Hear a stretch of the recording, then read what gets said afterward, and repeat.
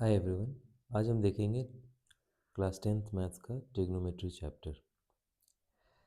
इसमें हम ये समझते हैं पहले कि ट्रिग्नोमेट्री होती क्या है। ट्रिग्नोमेट्री कुछ नहीं है, बहुत ही सिंपल और बहुत ही प्रैक्टिकल एक सब्जेक्ट है, या कह सकते हैं एक अप्रोच है। इसके थ्रू हम जितने भी रियल लाइफ प्रॉब्लम्स हैं उन सबको सॉल्व कर सकते हैं, चाहे वो स्पेस से रिलेटेड हो, किसी दो प्लैनेट्स के बीच में एंगल निकालना हो, डिस्टेंस निकालना हो। ये सारी चीज़ें हो सकती हैं इसके ट्रिग्नोमेट्री के एप्लीकेशन के थ्रू। तो ट्रिग्नोमेट्री बेसिकली क्या होता है, ये एक रिलेशनशिप होता है साइड्स और एंगल्स ऑफ ट्रायंगल्स में। ये साइड्स है ना ट्रायंगल्स के, और इनके angle A, angle B, angle C है। ट्रिग्नोमेट्री कुछ नहीं होता है, साइड्स और एंगल्स के बीच के रिलेशनशिप्स को ट्रिग्नोमेट्री बोलते हैं। ठीक है, अब आप लोगों को बेसिक पता है कि ए बी को बेस बोलते हैं, और ए सी जो है यहाँ पे उसको हाइट बोलते हैं, और ये जो होता है बी सी उसको हाइपोटेन्यूज बोलते हैं। ठीक है, एक चीज़ और नाम देते हैं, ये जिसको मैं ए बी को बेस बोल रहा हूँ उसको side adjacent to angle B, because ये जो एंगल होता है ना, ये इसी के थ्रू हम फिर जो आगे हम पढ़ेंगे trigonometric ratio sign theta, cos theta, tan theta, उसको हम कह सकते हैं कि डिनोमिनेट करते हैं। और ये जो हाइट होती है इसको बोलते हैं side opposite to angle B और हाइपोटेन्यूज। ट्रिग्नोमेट्रिक रेशियोज क्या होते हैं? ट्रिग्नोमेट्रिक रेशियो होते हैं साइन, आपको मतलब एग्ज़ाम पॉइंट ऑफ व्यू से आप लोग ने पढ़ा होगा, लेकिन फिर से मैं ये चीज़ दोहराना चाहूँगा कि ये sign theta, cos theta, tan theta, अगर आप ये तीन चीज़ें आपको याद है ना, और आपको अगर पाइथागोरस थ्योरम पता है, तो आप अ, किसी भी मुश्किल से मुश्किल क्वेश्चन को आराम से सॉल्व कर सकते हैं, बिकॉज़ ये फंडामेंटल्स हैं, बेसिक्स हैं।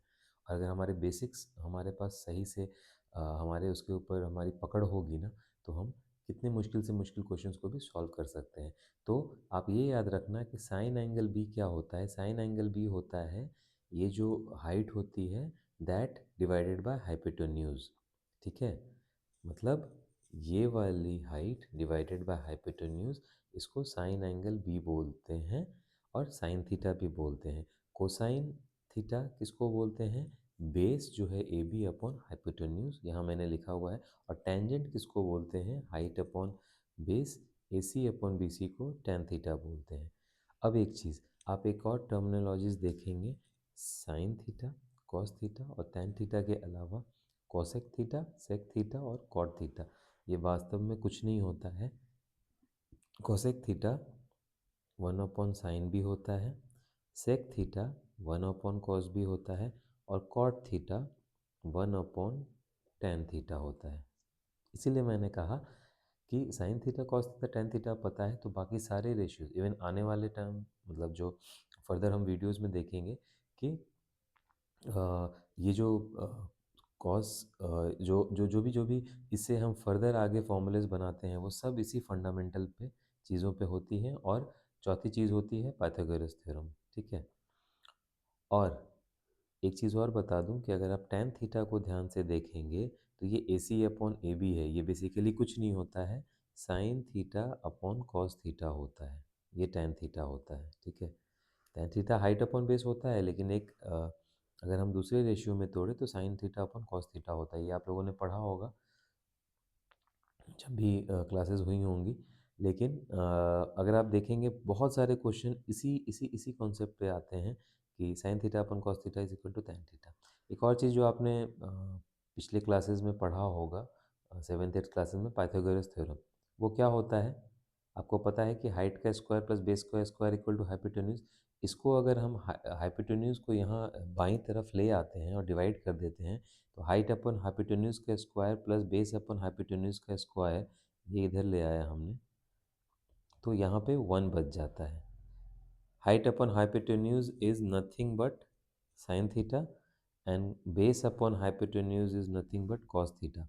सो पाइथागोरस थ्योरम को हम इस तरह से लिख सकते हैं बहुत easily, that sine square theta plus cos square theta is equal to one. ये तो आपने ऊपर देखा होगा, मैं बार बार बोल रहा हूँ कि अगर आपको sign theta, cos theta, tan theta basic ratio पता है और पाइथागोरस थ्योरम पता है, तो आगे हम बहुत सारे क्वेश्चन सॉल्व कर सकते हैं। अब हम एक्सरसाइजेस के भी जो अनसॉल्व्ड एग्जांपल्स है उसको भी सॉल्व करेंगे एनसीईआरटी क्लास 10th बुक के, but at the same time इसी कॉन्सेप्ट को यूज़ करते हुए जो मैं एक बोर्ड का क्वेश्चन दिखाना चाहूँगा आपको कि वो एक नंबर का क्वेश्चन कितना सिंपल है और आप उसको कितनी सिंपली सॉल्व कर सकते हैं। मतलब ये क्वेश्चन मैंने बस देखा है, मैंने भी सॉल्व किया नहीं है, बट चलिए मिल के इसको साथ में सॉल्व करते हैं। जैसे कि ये एक क्वेश्चन रहा हमारा, 2 tan A is equal to 3, ठीक है। ये क्वेश्चन है, ये एक नंबर का क्वेश्चन आया था 2023 के एग्ज़ाम में, ठीक है। अब आप बोलेंगे अरे ये तो कैसे होगा, इसमें कैसे सॉल्व करेंगे, ये बहुत इजी है। देखिए tan थीटा क्या होता है, हमने अभी पढ़ा है, sine theta upon cos theta, ठीक है, ये होता है ना। अगर हम ये जो क्वेश्चन है मेरा, इसमें सभी न्यूमरेटर और डिनोमिनेटर को कॉस एंगल ए से डिवाइड कर दें, कोई फ़र्क पड़ेगा? कोई फ़र्क नहीं पड़ेगा। हम कॉस से इसको डिवाइड कर देते हैं, तो क्या हो जाएगा यहाँ पे अगर आप देखेंगे, इसको अगर आप कॉस एंगल ए से डिवाइड कर देते ऊपर नीचे, डिवाइड क्यों करना, अगर ऊपर नीचे दोनों कर रहे हैं तो कांस्टेंट हो जाएगा, cos theta upon cos theta is 1। तो यहाँ पे ये क्या बन जाता है, 4 sign A upon cos A plus 3 cos A upon cos A, ये 3 हो गया, इतना ही बचेगा। और डिनोमिनेटर कितना बच जाएगा, 4 sign A upon cos A minus 3 sign A upon cos A, sorry 3 cos A upon cos A. देखिए ये मैं मिस्टेक कर रहा था यहाँ पे, sine theta upon cos theta tan theta होता है, इसको हम लिख सकते हैं 4 टेन ए माइन प्लस 3, और नीचे हो जाएगा 4 tan A minus 3। Tan A की वैल्यू यहाँ से निकाल सकते हैं, tan A is equal to 3/2। तो ये वैल्यू जब हम यहाँ पुट करेंगे तो टेन ए इंटू तो 4 इंटू 3/2 प्लस 3, और नीचे हो जाएगा 4 इंटू 3/2 माइनस 3। तो यहाँ पे ये हो जाएगा, ऊपर हो जाएगा 9, 6 प्लस 3 9, और नीचे हो जाएगा 6 माइनस 3 3। तो हमारा आंसर होगा 9/3 इज इक्वल टू 3। तो यहाँ पे आप देखेंगे ऑप्शन 3 जो है वो होगा। मुद्दे की बात ये नहीं है कि हमने क्वेश्चन सॉल्व कर लिया, मुद्दे की बात ये है कि ट्रिग्नोमेट्री के क्वेश्चन बहुत आसान होते हैं और क्वेश्चंस का अप्रोच कैसे होना है, आप कैसे सोचेंगे। अब देखिए tan की वैल्यू दी हुई है, 2 को इधर लाएंगे तो tan a की वैल्यू 3/2 दी है, ठीक है।